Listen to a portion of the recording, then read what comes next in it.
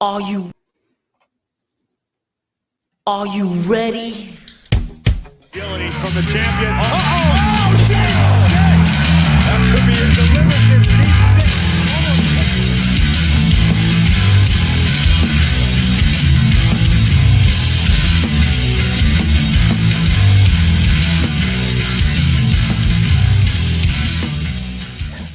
WrestleMania 39 is in the books, but I'm not by myself tonight. I am joined by my co-host, fellow Hook Bro, Tommy Smith, and we are also joined by our other co-host, Joe Aguila. Gentlemen, how you guys doing today? WrestleMania 39 is in the books. It's wrapped up, done, finito. On to WrestleMania 40. And if I had to predict how many days, I would say 363 days from now, we will be in Philadelphia for WrestleMania 40. But for now, we got to handle some business. But first, how you guys doing? How you guys feeling after this weekend? Just a disappointing end to WrestleMania. That's all I'm gonna say. A surprising end to what was otherwise an epic weekend. Yes. But a surprising ending. All things considered, great weekend for wrestling. I agree with that. Very much a surprise. I would say that's fair. And that's like Tommy, the most optimistic way of saying it. I mean, you saw how many people were just heartbroken. Yeah. Me included. Tommy. Yeah. Your boy lost yesterday. Yeah, my boys lost both nights actually. Cody Cena. and a John Cena fan. Yep. Yeah. John Cena Not a good it was not a good week to be a Tommy fan, that's for sure. Oh, hey, man. but the Rays are 3-0, so I'll take it. The Rangers are the best. The Tampa Bay Rays are the best team in baseball. You're right. We'll wait for a couple people to get in here. We have a couple people watching right now as we speak. Thank you so much for joining. Yes, so those of you guys that are watching, please give us a like and a share. That helps us out. Share this with your wrestling fans. Let them know that we are here. We are live on YouTube breaking down WrestleMania 39. And I can't believe we're on the road to WrestleMania 40. Tomorrow basically starts the new year, the reset button. Gosh. It's so weird to think about. Say that at this point. Yeah, I think it's so weird to think about like that in the sense of like, oh well, the new, you say the new season or whatever, but the new season basically starts tomorrow, and it's like for the NFL or the NBA or the MLB, you got these little like waiting periods and these off seasons and everything, and it's like WWE doesn't stop. Like you say it, and yes, like it's weird to think like, oh, we're a whole year out from WrestleMania 40, but like the build to WrestleMania 40 starts tomorrow. I mean, we've seen builds that have been years in advance. Like I think that's one of the fun things about wrestling is that there's never really a stopping point. Like it's always just go, go, go. Like, whether it's building months in advance or whether it's, building 2 nights in advance, like they seem to always like take advantage of that off season. So I appreciate the lack of an off season, I guess. So I appreciate that.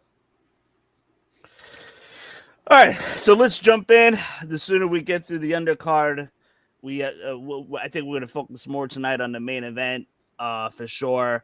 But the night starts off surprise. Well, I was surprised, but not so surprised. Omos versus Brock Lesnar.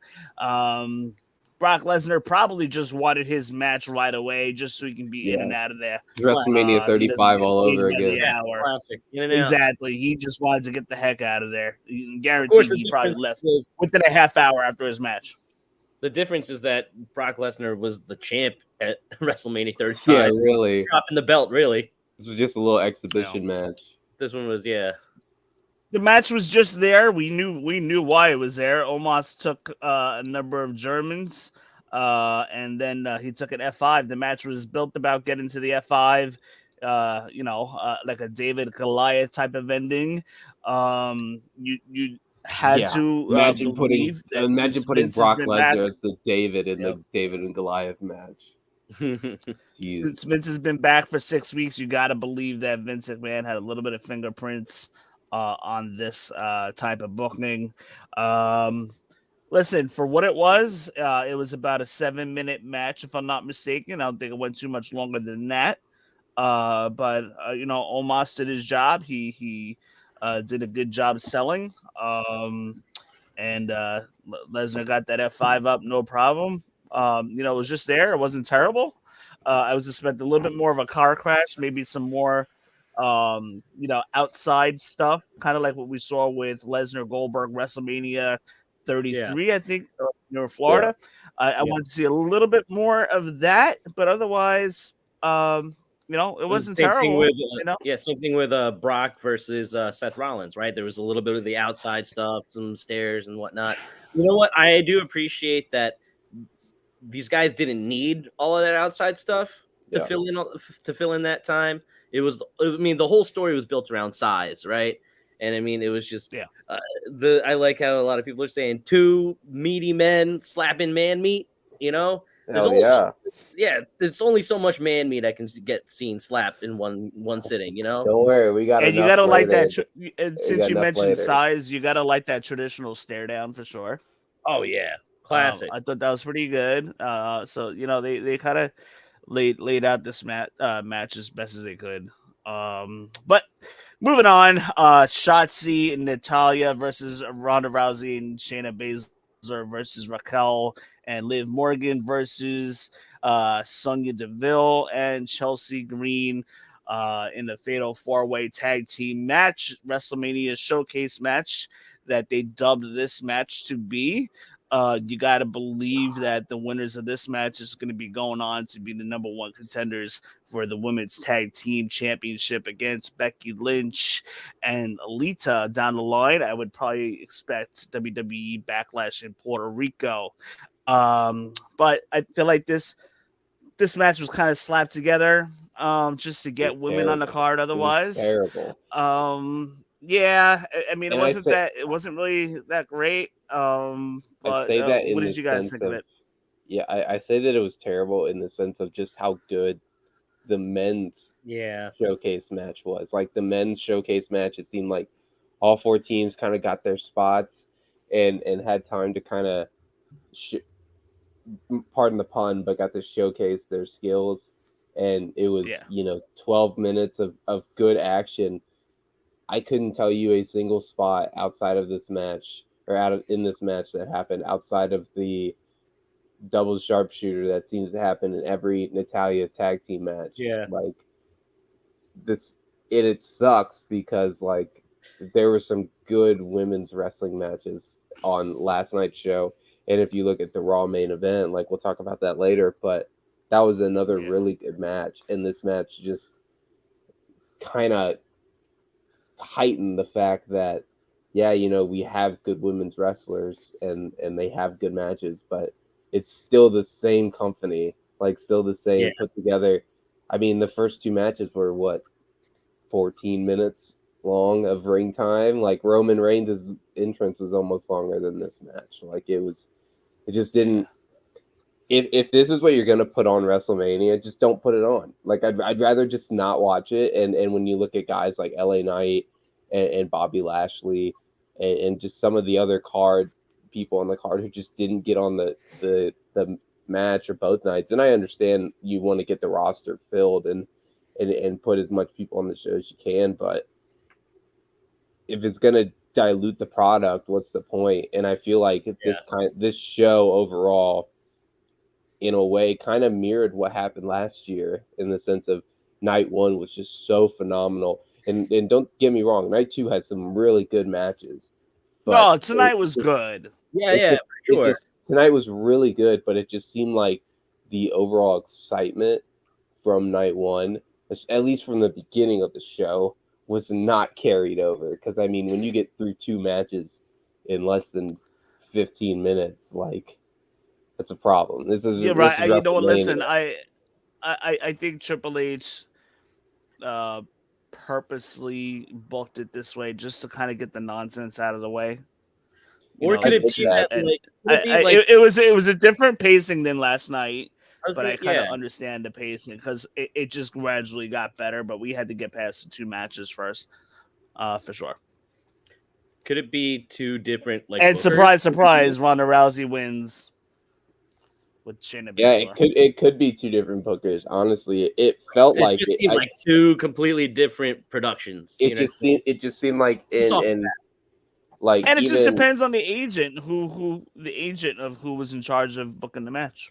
Yeah, this is a very Vince-esque type start, Yeah, it just seemed like it was like, hey, let's get our the names that we know people will cheer for and get the quick pops. And there's nothing wrong with a quick pop. Obviously, that works in its own favor. But I think with just the momentum that they carried from the end of night 1 and how good just night 1 in general was, to kind of start out with two whimpers was just kind of.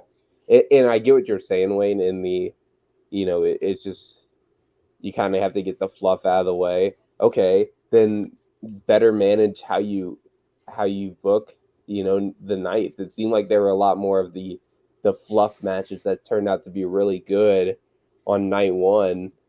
And then you have all your big matches here. You got your triple threat intercontinental and your Hell in a Cell and all those matches. Move some of those to night 1. Like, I think they could have avoided having this. Like, I don't know. I guess with the way I look at it, either way, with night 1, you're going to get a good start because people are invested. It's the first match of WrestleMania, and you start out with John Cena. I mean, that's perfect booking. He lost, but you start out with a crowd favorite, and to kind of start this match out, yes, Brock Lesnar's fun, and he's a crowd favorite, but you can only see so many 5-minute Brock Lesnar matches in your life before it gets a little too repetitive. So I don't know. I think they just could have done a better job with booking the start of the show overall. But you're right. It did get a lot better as the night progressed. And it's also not to say that, like, the women did perform admirably in the match. In their spots, correct. And like, but like you were saying, like, there's not too many of those WrestleMania moments that we're gonna just like absolutely remember. Like I think even like, what was it, Michael Cole or Corey Graves just called it because they didn't make it that big of a moment when Natty and Shotzi did the Heartbreaker, an homage to the Heart Foundation. But yeah. Moving on, we had Bobby Lashley come out with the Andre the Giant Memorial Battle Royal trophy, just basically kind of just showing it off that he won. Nothing happened there. We noticed that he wasn't dressed for ring gear or anything like that. So once he was just like a regular nice suit attire or something. What a dumb moment. So once he came out.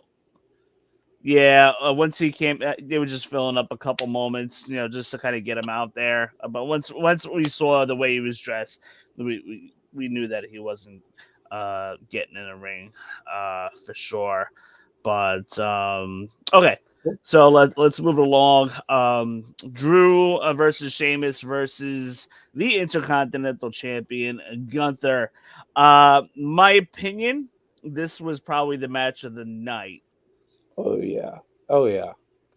This was definitely the match of the night next to the world title match, even though we don't like the result of the world title match. But next to the world title match, this was the arguably the match of the night. This was a banger. It's definitely going to be up there with one of the greatest intercontinental title matches on a WrestleMania card that we've ever seen. These guys, it's up there with one of the best triple threat matches. Daylights out of each other. This was you mentioned the whole big meaty men slapping meat.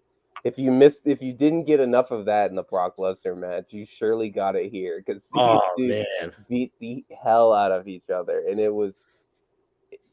it almost felt like kind of like we got the appetizer with the Clash of the Castle match. Between Sheamus, and now you add in another person, and it was.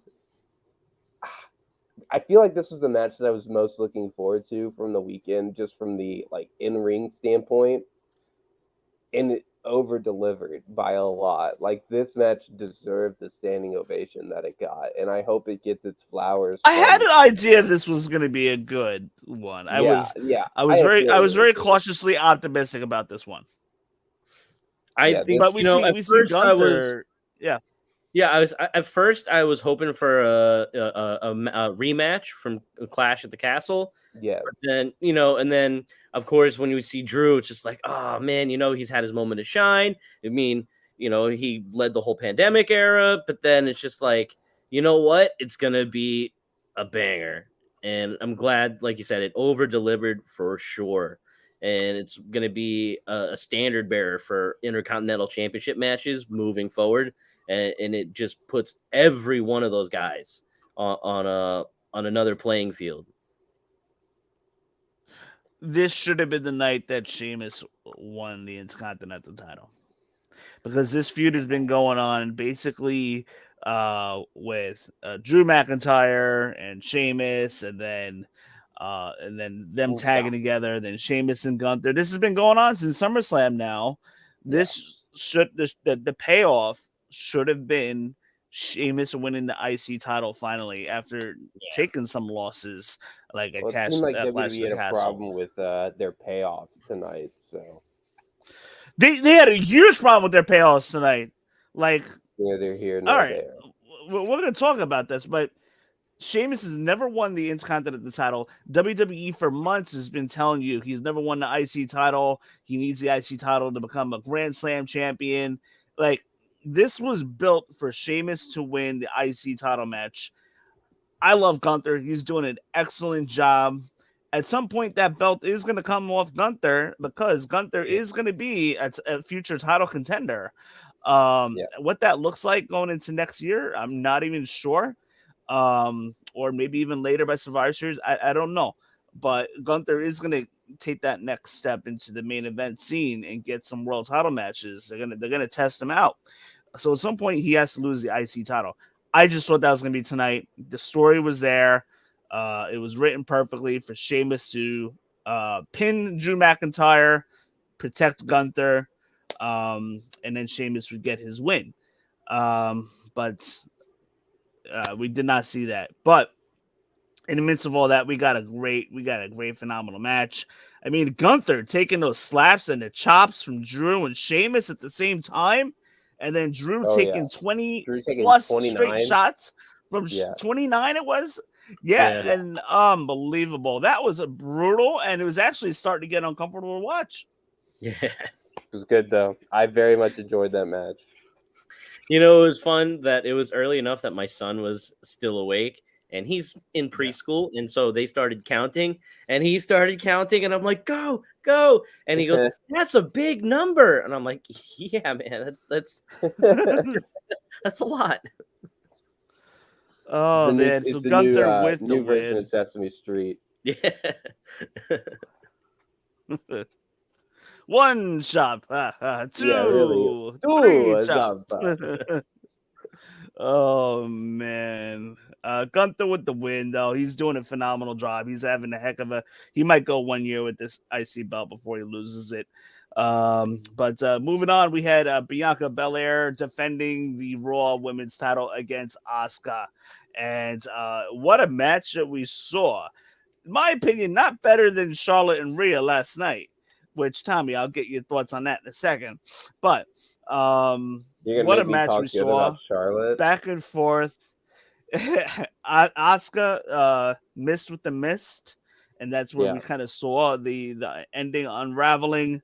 Bianca hits KOD on Asuka after a couple tries, gets the win.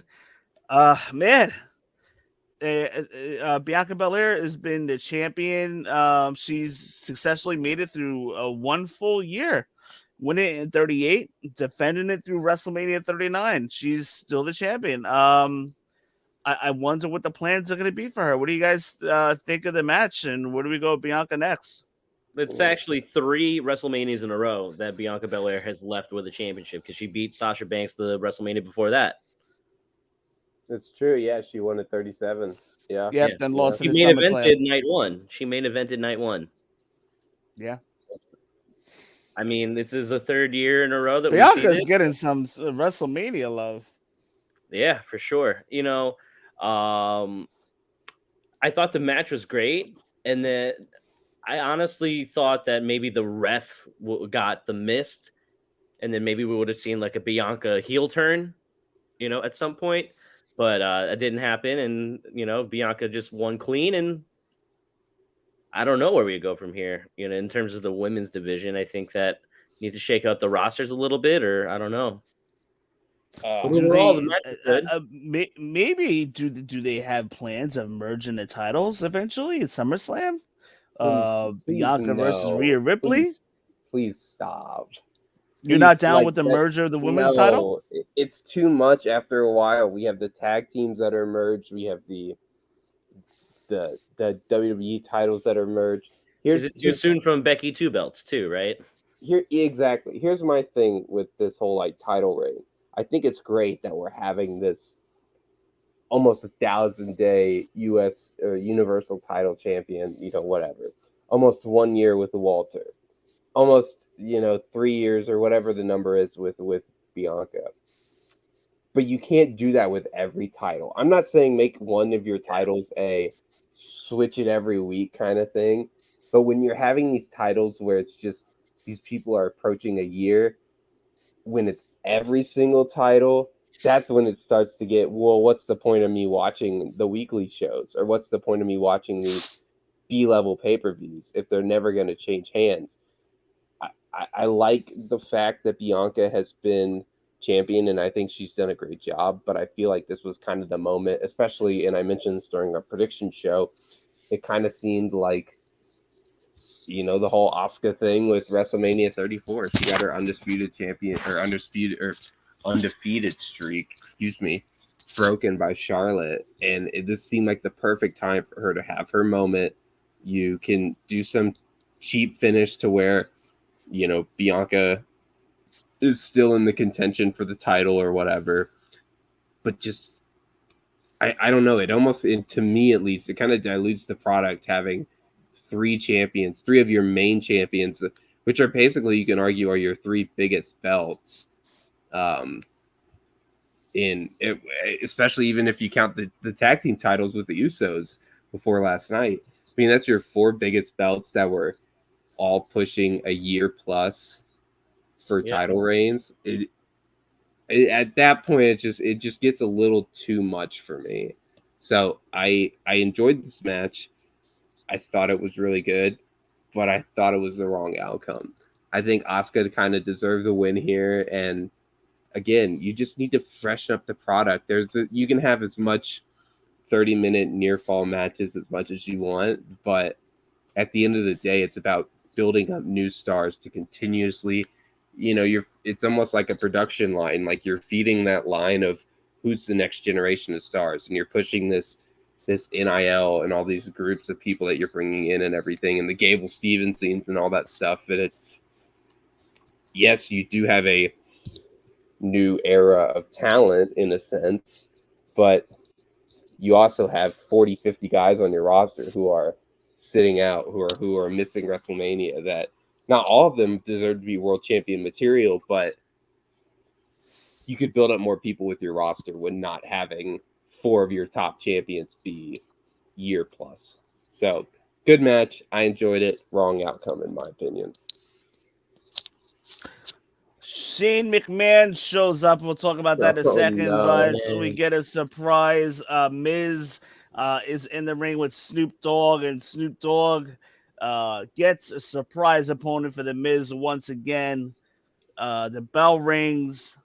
Shane McMahon is getting some punches, doing his little dancing and jabbing. And then he starts moving around the ring and starts running the ropes, and all of a sudden we see Shane McMahon go down. There goes the money. Let me tell you, let me tell you, Shane McMahon. I haven't seen the official reports, but I know for a fact that was not a work. He is legitimately hurt. Yeah, the cameras, something happened there. The cameras cut away. That first of all, the medics came in. Okay, whatever, it could be something. But the way it went down, it looked bad. the cameras cut away. They were not showing that on TV. And then you see the referee Jessica Carr utters something to Snoop Dogg to maybe keep it going. So all of a sudden you see Snoop Dogg take over the match. he's like slow jogging, running the ropes, and then he hits the people's elbow in the Miz, and man, he didn't stick and his then he gets arm the out 1, 2, for 3. the rope. He kind of like shouldered into the rope. One of the dumbest. That was a good segments save by the referee, though, because Vince or Yes. Triple H was talking in Jessica Carr's ear, and Jessica telling Snoop Dogg what to do. But man, unbelievable! What did you guys think of WWE this trying to before we move on? recreate. I think they really were trying to recreate last year's WrestleMania, because this was almost as bad as the Vince McMahon Pat McAfee Stone Cold segment. Yeah. But credit to Snoop Dogg and Jessica Carr for calling that on the fly, because what turned out to be oh, this is cool, Shane's back, and then oh boy, Shane's hurt moment. Snoop did not know exactly what the heck he was gonna do. No, but it played turned into into that a really well. funny. It turned into a really funny moment. Yeah. I credit Snoop for that, because it looked like he was having a shit ton of fun. Shane had to have torn his ACL. I'm waiting for that report, for but it looked like he sure. tore his ACL. I mean, but how cool would it have been to do a WrestleMania 35 rematch? You know, Miz and Shane, and they could climb something real high for no reason at all and jump off of it, jump off of the stage. See, if Shane would have broken his leg off the Hollywood sign, then I would have the WrestleMania Hollywood sign. That would have been a lot better. Jump off of those big old stairs at the ramp. No, man, step back and immediately snap. He was trying to be like his dad for real and tear his quad. Oh my gosh, I could not believe that happened. Poor Shane, man. Like, I just had flashbacks of Vince McMahon running into the ring and tearing both his quads. And he was emotional when the moment the camera cut away. It's the emotion that he showed, and then it's also the fact that there are reports that Vince was like, "You'll never get another pop in WWE while I'm in charge," after the whole Royal Rumble fiasco, and he comes back, and 2 minutes later he snaps his leg. You got a pop, all right. You got a real pop.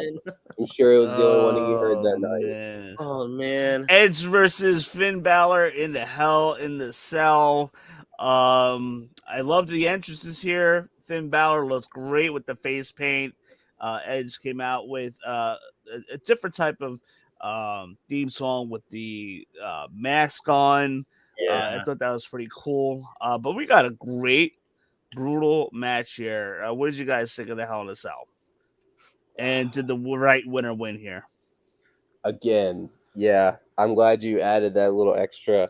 And I mentioned this during our pre-show. I wouldn't have been surprised with either person winning. Yeah. I felt like Edge was probably the right choice, in the sense of, again, we're building off of feuds here. I think the best way to describe wrestling is just soap operas with physical action. You got to tell the end of stories, and I think if you look at the whole storyline perspective, it just made the most sense for Edge to win here. However, the Demon was so built up as this special character in NXT, and was just such this. I hate to say this word in comparison to like Jeff Hardy, but was kind of like this charismatic enigma. Like, he was just this different character from Finn Balor, and he lost in a stupid way to Roman. That kind of was in the middle of Roman's title reign, and he was gone for a while, and now they brought him back. And I feel like this match should have gone longer. I think the ladder spot where it looked like Finn actually got hurt and was cut up pretty bad. I think that kind of had to speed everything up. But I feel bad for predicting that Edge was going to win, because it just, now that I watch it and how slow or how short the match seemed to be for what this feud was, it just seems like a waste to have used the Demon again. Like the little spot off the little platform with the table was kind of cool. That was great. I marked out for that. Yeah, it was nice. I like that. It just seems How like a about when waste. Finn was trapped in the corner of the cage with the corner. handlebars?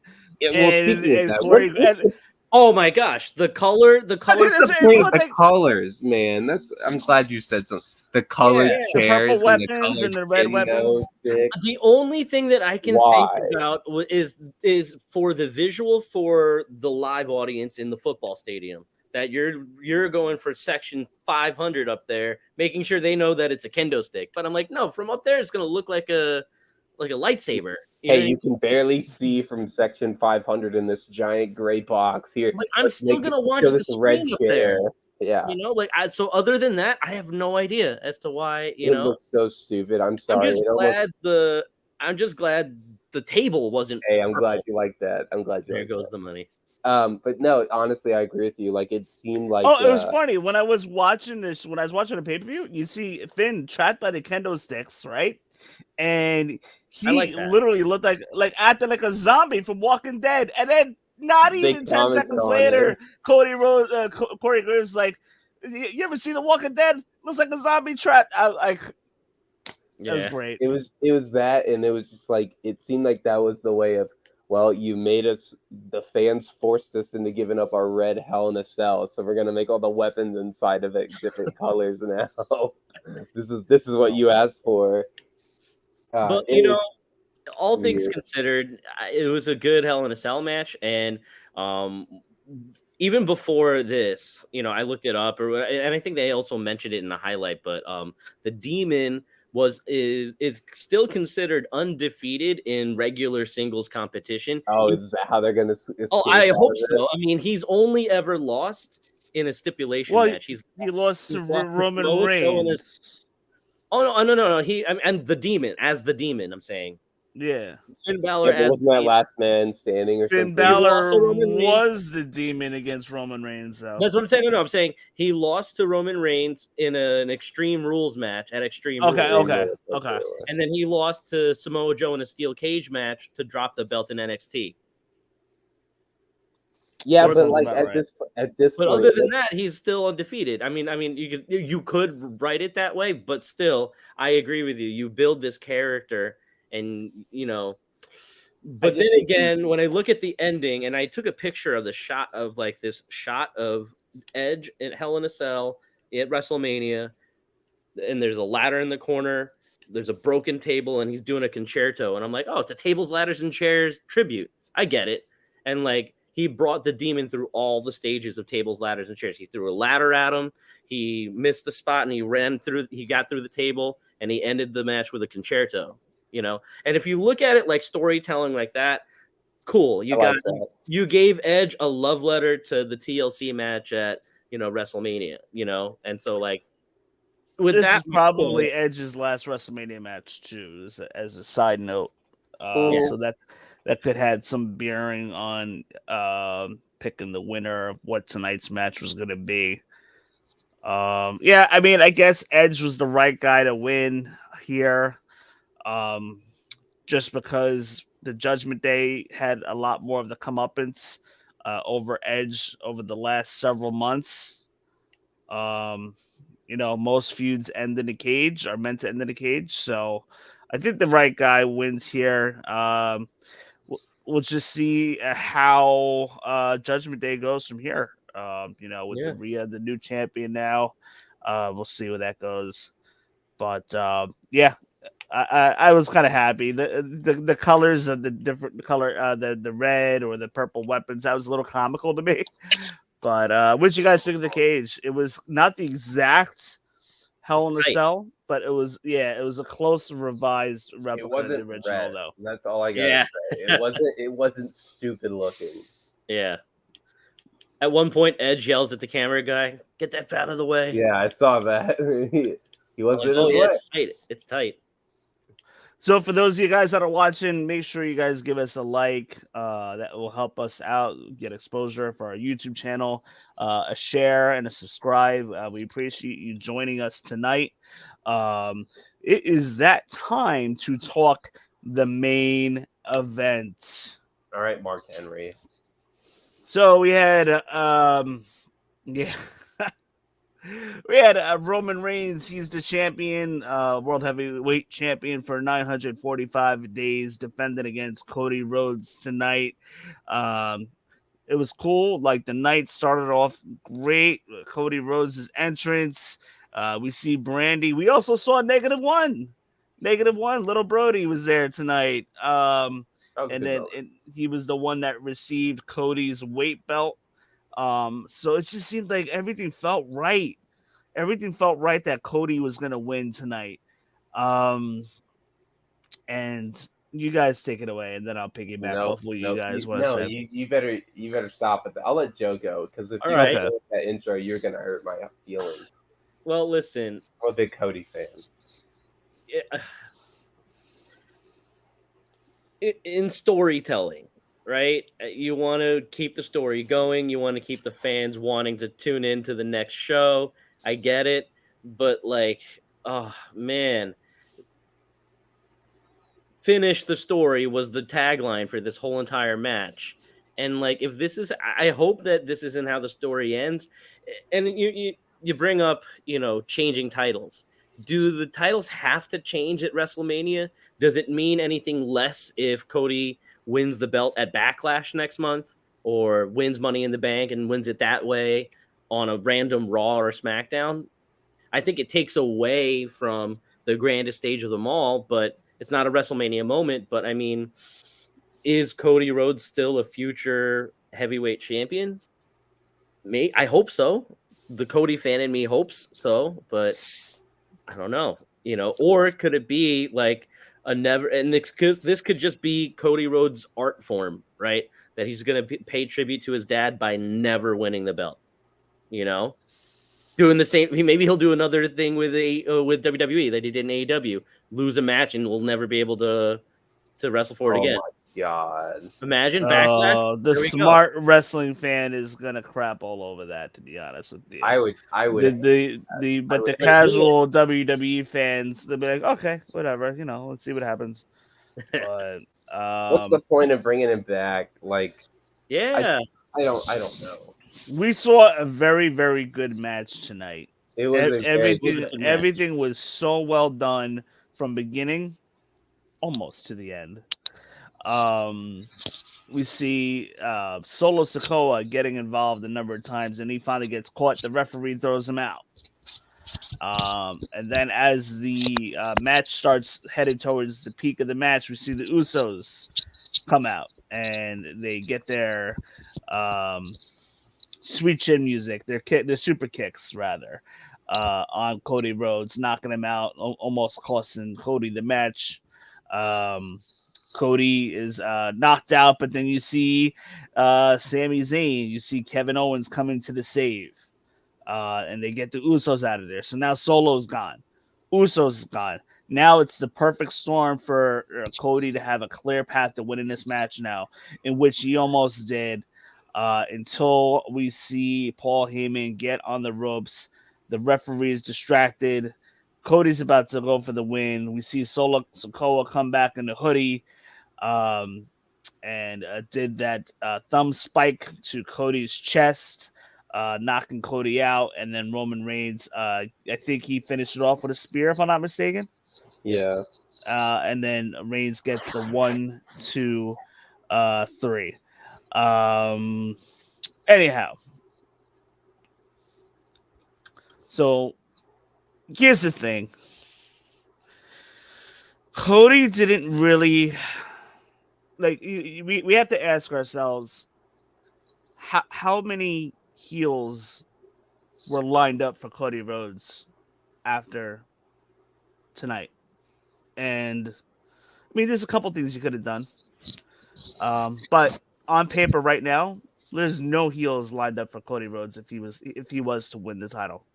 You probably have to turn somebody heel, like a Drew McIntyre, or maybe you could start the Seth Rollins program. But why can't you turn him heel? That's my thing. Is again, I think it goes back to the whole booking thing. Is you could do you keep talking about how Gunther could be a main event player. Boom, you have him lose the Intercontinental title, and somehow he gets involved. Or You have a rematch with Brock with Roman. Man, even throw in Brock. Let me see Brock Cody. Like, I just feel like I get the whole story thing, and I get the let's get him to 1,000 days. It's never happened. Well, it has happened. It just hasn't happened in like it's not 3 happened decades. it hasn't since happened the in a 80s. long time. Yeah.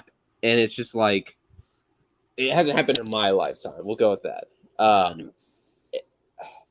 I just feel like you bring out you make the whole thing of, oh, his family's here. You know, you do the whole this is finishing the story and all that. And They even made it. They even like there was like rumors floating around that there was a new custom championship belt made for Cody Rhodes. Yeah, like you do all this stuff, and Everything was just written perfectly for Cody to win here. Like it almost is it kind of reminds me in a stupid way of the Seahawks Patriots Super Bowl where they messed it up at the 1 yard line. WWE had everything going.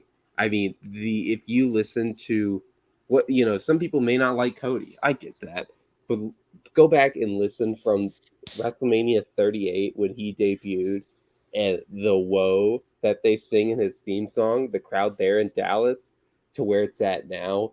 It is deafening levels. They have that going. He's over. He's a perfect guy to start Raw tomorrow night. I mean, I'm sure they might start with Roman, which will be just as great too. But the fall of the bloodline, I mean, that story was set up so well last night. And I mentioned this before we started the show. Like, I got the whole Usos coming out, and I even called it. I said during our prediction show the Usos will come out, and Kevin Owens and Sami Zayn will be the foil. They'll stop them, and then boom. And it made sense that Solo got thrown out. But just to rehash the same ending that we saw at Clash at the Castle, when again, another moment that you had all the fans kind of on their breaths. I mean, this is 3 times this year we've had fans on the edge of their seats thinking the babyface is going to win, and it doesn't happen. That's great, and I get the whole Cody, or the whole not having maybe enough heels lined up for Cody, or not having everything set in stone, but who beats Roman? I mean, really, in all honesty, if it's not Jey Uso, which I think I can't see it being Jey Uso. I definitely like he I don't know. I just don't see it being Jey Uso to be the guy to beat Roman Reigns. Then who is it? Because it's not Solo. It's going to be Solo. If it's Solo, that's a big stretch. That is a big stretch. You could do the Triple H Batista thing, He's good, but I just think like you're coming from a guy who was topped out as NXT. What did he even win the North American Championship? I don't know. It was quick. He was around there. Yeah. But like you're talking about. Oh no, I think he did during the pandemic, and then he had to relinquish it because he got injured or something like that. I thought I feel like I remember him winning it for a second, but I know he was always involved in that, but never the NXT title. But unless if you're finishing the story with Jey, which again, I've gone on record saying my favorite pandemic match is the I Quit Hell in a Cell match between Jey and Roman. Unless if that is what you're going to do to finish this whole bloodline story, or maybe if it's Solo. The Rock does not make sense because The Rock's not holding the title for a believable time. You just beat your number one babyface who came over from your competition. Who is there to beat? Like, he beat Cena. Like, yeah. So there's a couple things they can do here. I mean, I still have a couple guys in mind that, and one of them will probably beat Roman Reigns. They could do this story of where Cody Rhodes fell short again against Roman, and they could run back Roman Reigns versus Cody Rhodes next year again, with Cody winning the Royal Rumble again to get that win back and have a second opportunity, kind of like Shawn Michaels winning the Royal Rumble 95 and coming up just a little short. And he won the Royal Rumble again the next year, and it was great. They could do something like that. Not an Iron Man match, just a return match. You could have Gunther. they might be saving this Roman Reigns loss to the person that he loses to make a brand new superstar. They might Okay. be saving this for Braun Breaker, who might be coming up on Raw tomorrow. They God, might be I saving don't this. know. Braun Breaker, if he's the guy that beats Roman Reigns, whether we like it or not, Braun Breaker is an instantly made guy on the roster. Like, this is the ultimate rocket ship on somebody's back, the person that beats Roman Reigns. So they could do Braun Breaker. We've heard great things about Gunther. Gunther's possibility as being one of the next main contenders, and They're gonna have also to we've been defend hearing this long. rumblings of LA Knight. We've been hearing rumblings of that too. So those names that I just mentioned, including Cody Rhodes, will be one of the guys that will beat Roman Reigns, and it's gonna be a guy that WWE is gonna run with, somebody that they want to massively push. Well, the person that beats Roman Reigns, that's going to be a pretty monster push right there, because now you're talking about ending somebody's 1,000-day reign, 3-year reign, whatever you want to call it at this point.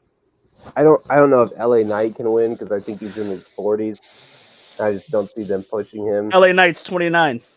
He is not 29. Wayne, there's no way. He That is man 29, and I kid you not, he is 29 years old. I will put I money on that, honestly Wayne. thought I will put money. I honestly thought he comes off as somebody who's in his mid to late 30s. But he is 29 years old. Eli Drake, right? He is 40. He is 40 years old. Eli Drake. I was gonna say, yeah, Eli Where did I Drake. get that from? Where did you get 20? Wayne, I am 25 in 2 days. Well, you think I look almost as good as LA Knight? Thank you. Age put aside, LA Knight can talk. He's got the gift of gab. He's got the charisma. Like, the fans are behind him, and WWE is noticing. His Eli Drake days are behind him. That's my point. So yeah. I agree with you. I think he's in tune for a very good year. I just don't think it's to beat Roman. That's for sure. I don't think he'll be the guy to beat Roman. But I mean, they put it on Hogan after he was like 45. So I was gonna say DDP started when he was like 40. Yeah, I'm looking at either like a Braun, a Cody, or a Gunther at this point. One of the three will definitely beat. I have one more theory though. They could be holding out for The Rock next year. But Rock's not winning the title. That's the thing. And I think that was the whole thing. He could win the title, claim the name of head of the table, and just kind of like drop it the next night. That would be so anticlimactic. It would, but like, I'm just trying to figure out how you figure The Rock, because I think I don't want this. WWE wants Roman Reigns versus The Rock at some point. Well, I just can't. Like, they just couldn't make it happen this year. I feel like that's the only reason he won. Honestly, they have to build up to The Rock. I don't think he wins tonight if they don't build The Rock. And maybe that's the lapsed fan in me that's just hoping that they do The Rock at some point. But I just don't see how he wins this match and doesn't face The Rock at some point. Yeah, I said it before too, and then like there was that moment. And Roman Reigns may drop the belt sometime between now and next Mania, with The Rock being involved in the finish somehow. To set up their match. Like, maybe The Rock's music could have hit at some point. Yeah. But... And listen, that could still happen tomorrow night. Monday after Raw. That could still happen tomorrow night to maybe Raw set after something Mania. up. But I'll tell you what, that'd be the biggest Raw after Mania in a long, long damn time, because I just don't see him doing Raw versus him doing WrestleMania. And maybe that's just because I think The Rock has an ego, and that's not like a knock at him, but like I just don't. I feel like we always talk about Raw after WrestleMania, and like in years past it's been good, but like it's been okay the past couple of years. The flair that it had, like. I mean, they're marketing it now as Raw after Mania. Yeah, like, and I feel like it has to have the thing. Maybe this year, here's the thing. I'm still holding out hope that Jay White's going to debut, and that'll sell it for me the whole night. But Well, I you know what, don't know if The Rock comes out at WrestleMania. I could still see them do it at SummerSlam. I'm have trying to to say, think. I'm still trying to wrap my head around like Rock in Detroit.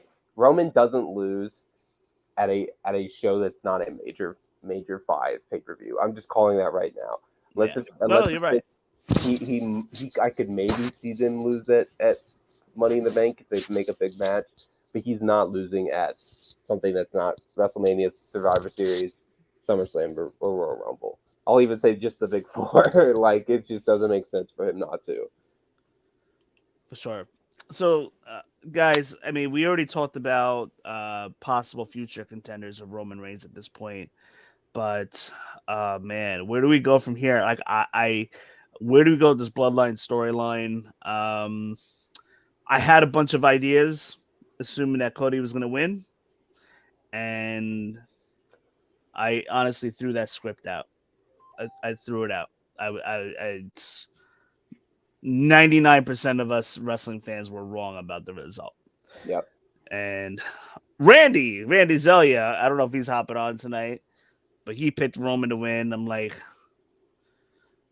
in his idea of Cody not winning or why he should not win is because he hasn't struggled enough in the WWE to get to the point of winning the belt. Wait, what? He tore his pectoral You mean muscle.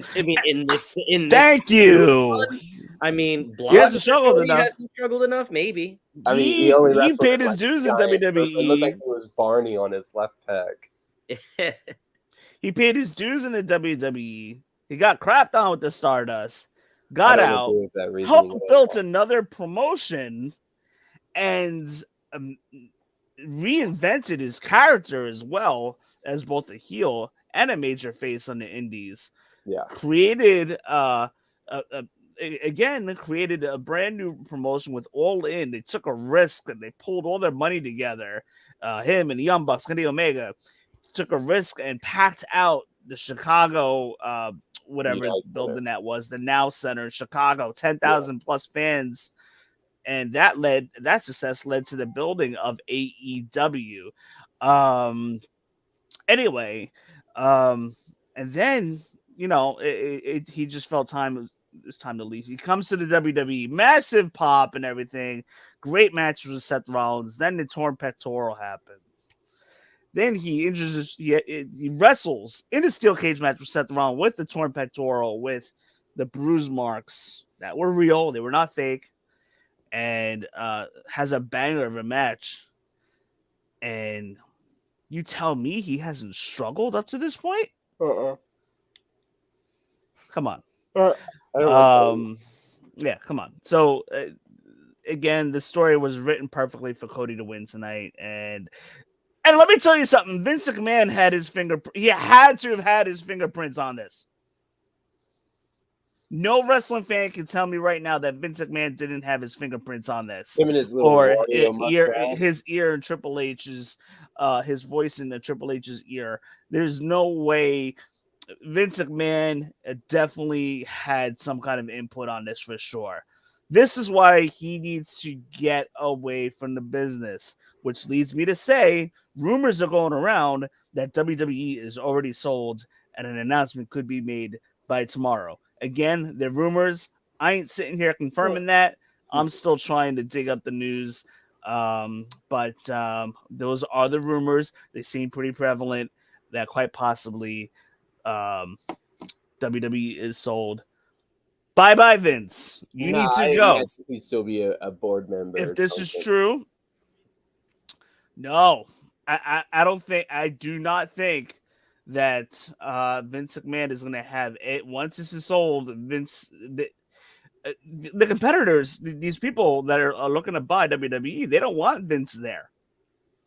Are you sure? Because I've heard it's UFC's parent company. It is UFC's parent company. They would keep Endeavor. him as a parent, as a board member. Ari Emanuel Endeavor. I do not think they want Vince McMahon. I love that it's called Endeavor, the parent company. All their future. So there could be a very, very huge. very huge announcement tomorrow. Yeah. At some point, if I had to guess, maybe late morning, early afternoon, that WWE is sold. Again, it's rumors, but rumors that are flying around, unconfirmed. Um, um, Following Sean Ross Sapp and see what he has to say closely, because he'll report the news accurately. So anyway, so we could be in for some big news over the next 24 hours. But Vince has got to go. He's got to go. This had Vince booking all over this match. Yeah. No You know doubt what this about it. weekend reminded me of? Now that we're looking at both shows, it's like there's a Saturday show, phenomenal from start to finish, for the most part, and it felt like Triple H booking, Vince booking. It reminds me of the NXT era where we had the NXT takeover on Saturday and then Mania Sunday, where NXT blew the roof off, and then Mania was just all right. That's what this weekend reminded me of. I mean, listen, Sunday, the overall WrestleMania, is a top 5 Mania. Oh yeah, absolutely. Oh yeah. Not to say tonight was great, but it's like the But ending, the something booking style fishy felt a about little tonight. off. Yes, there's definitely something fishy about it. There was some, and like Tommy mentioned before, good show, just some awful results. Awful results. And you are absolutely right. It just seems very, very suspect that Vince McMahon probably had his fingerprints on a lot of tonight, and then Triple H doing yesterday. I want to give them the benefit of the doubt that this is Triple H's WrestleMania, first WrestleMania, running things in charge, and that Vince was kind of just helping out and making sure that it was kind of a success, so to speak. But with that, I'm sure Vince was able to get his input in. So we'll have to see what happens from here. I don't think that I'm not fully convinced that Vince McMahon is still in charge. But we'll have to see. If we start seeing repeated matches on Raw, then that's definitely an immediate red flag. We haven't been getting that, thank God. But let's see what we got here in our comments. Considering Roman Reigns took the title from Bray Wyatt and they never finished that storyline, how about a Fiend return to go after Roman's title? See, the problem is, Chris, the Fiend got murdered in the ring. He got fried. He got dissolved. He got killed. How do you bring the Fiend back from that? He got burnt alive to a crisp. He dissolved. He melted. How do you bring him back? How do you bring him back? And I get, people are going to say, oh, they brought the Undertaker back. He was buried alive in a casket multiple times, buried in the sand. Undertaker got murdered many times and they kept bringing him back.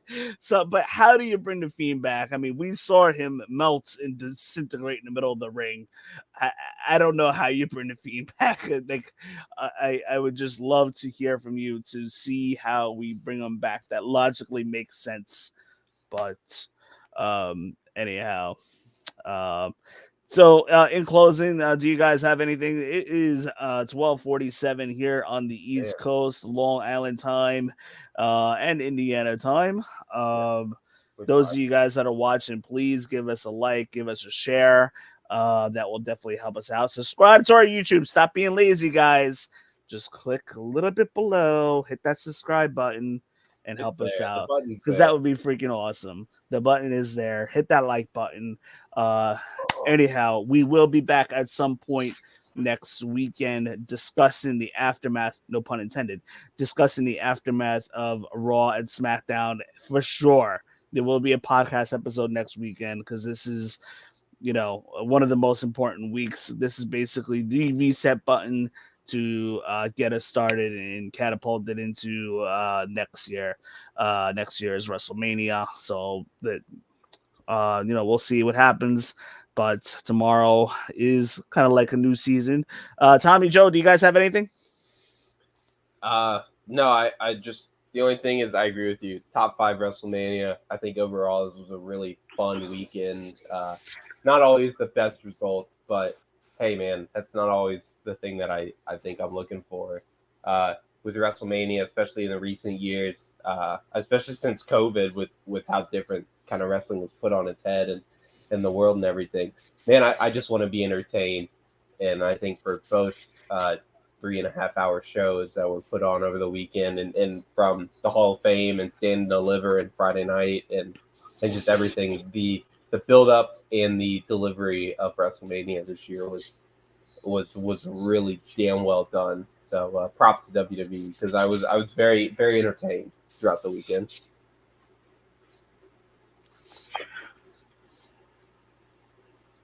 Oh, you're muted, Joe. Hold on.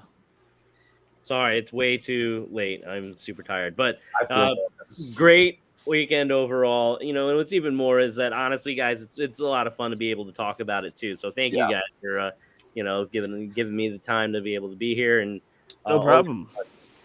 I felt like this felt like the first normal WrestleMania. The crowd was packed. They went all in. They did NXT. They did the 2 nights WrestleMania. They got Raw tomorrow night. They did Hall of Fame. They had the WrestleMania store. Like, this was. I don't think WWE has had as good of a run back-to-back years of WrestleMania since 30 and 31. I think this was which sounds weird to think. Well, you know, as far as good shows, yes, but I'm just talking about the whole overall experience. The crowd. We missed the London crowd. I don't even know if they were there. People from London. Sure. Usually they make themselves known. Hope maybe we'll see it tomorrow on Raw. But this just felt like the first normal WrestleMania weekend to me. Like, all the festivities were back. The crowd was filled. They had all the NXT festivities going on. Ring of Honor had their show. I feel like the wrestling business is officially back. It was kind of back last year. Not quite back in 37, but it was headed there. But I feel like the wrestling business is back. No, I get what you're saying. Like, this first WrestleMania, just where everything's clicking. And I feel next year's WrestleMania weekend is going to be something else. Yeah, next year will be big, but I think it's crazy too. Like, I'm glad you made that point. It's like we're still 3 years removed from a fanless WrestleMania. Like, this is weird. Like, it's insane. You know, no cinematic match this year. Yeah, really. For Hollywood. Yeah. And really quick, 30 seconds left. You know, you got to believe. You know, we got Philly next year. We have Nashville coming up, potentially WrestleMania 43. You got to believe Las Vegas is going to be 41 or 42. Where they're going between, that remains to be seen. We got Montreal as a possibility, Toronto. I know, Tommy, you're vouching for Indiana. We'll see. So, I mean, there's going to be some WrestleMania trips coming up. I'm very excited, especially that Nashville one. Oh, boy. That's going to be a good time. That is the one I'm definitely going to be at for sure. I can tell you that right now. I love when WrestleMania goes to cities I've never been to. For those of you guys that are watching, thank you so much for hopping on tonight. Tommy, Joe, thank you so much for hopping on. Joe, a second night in a row. Tommy with the prediction show 2 days ago. We will be back next week with a prediction, not a prediction show, a post show of covering Raw and SmackDown. Very important week this week. And we will see you guys all next week. You guys all have a good night. Agility from the champion. Uh-oh!